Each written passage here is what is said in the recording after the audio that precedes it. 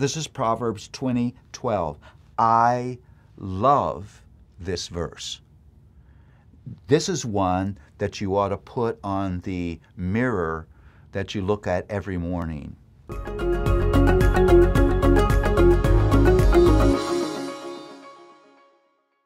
Well, I feel such a great sense of privilege that I get to live in this portion of God's Word and dig deep and mine the beauty of the content that is there. And I have come to see that the Proverbs is way, way, way more than I thought it was. It's way deeper. It's way more beautiful.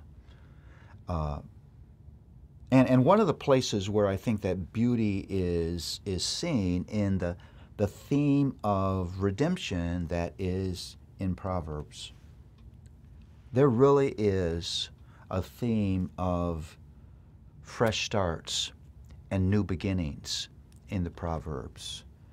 It's never ever in the Proverbs do you get the sense that we're trapped in our sin and there is no hope for us. I mean, think about this. If we were trapped in our sin and there was no hope for us, why would you have the Proverbs? Why would you have the Bible? Why would you have any of this? You don't want to read the Proverbs and read it like you're sitting in front of the doctor that has announced that you have terminal cancer and there's nothing I can do for you. The whole cast of the Proverbs is there's the possibility of redemption. Or the Proverbs doesn't make any sense, and there are particular passages that get at this. Let me read a verse to you that I think is one of those that you have to dig deeper in to see the powerful theme of redemption here. This is Proverbs 20:12. I love this verse. This is one that you ought to put on the mirror that you look at every morning.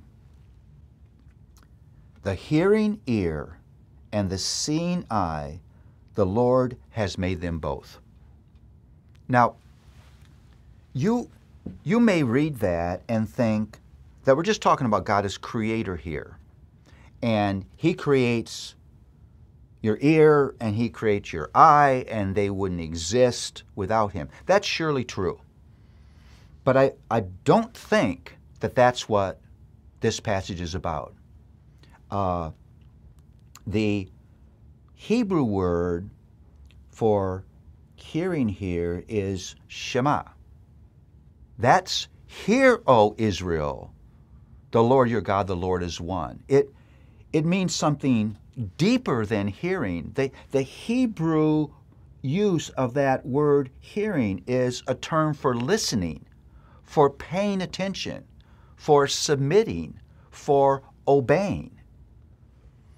Seeing expresses, in the Hebrew mind, it's a metaphor for insight, for understanding.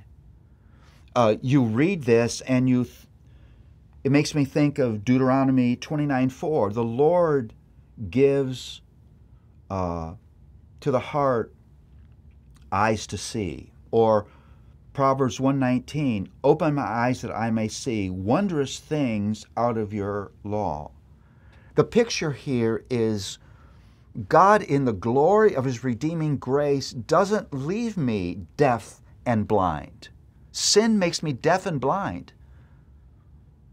I can't hear what I need to hear, and I can't see what I need to see. It's one of the curses of sin. It's a horrible thing. It's a horrible thing to live blind and deaf and not know it. No, the proverb says God moves toward us, and in grace He grants us a heart that hears, that sees.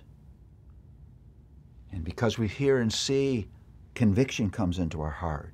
And conviction is followed with confession. And confession is followed with forgiveness. And forgiveness is followed by a whole brand new way of living. Acceptance into the family of God. Identity as a child of God.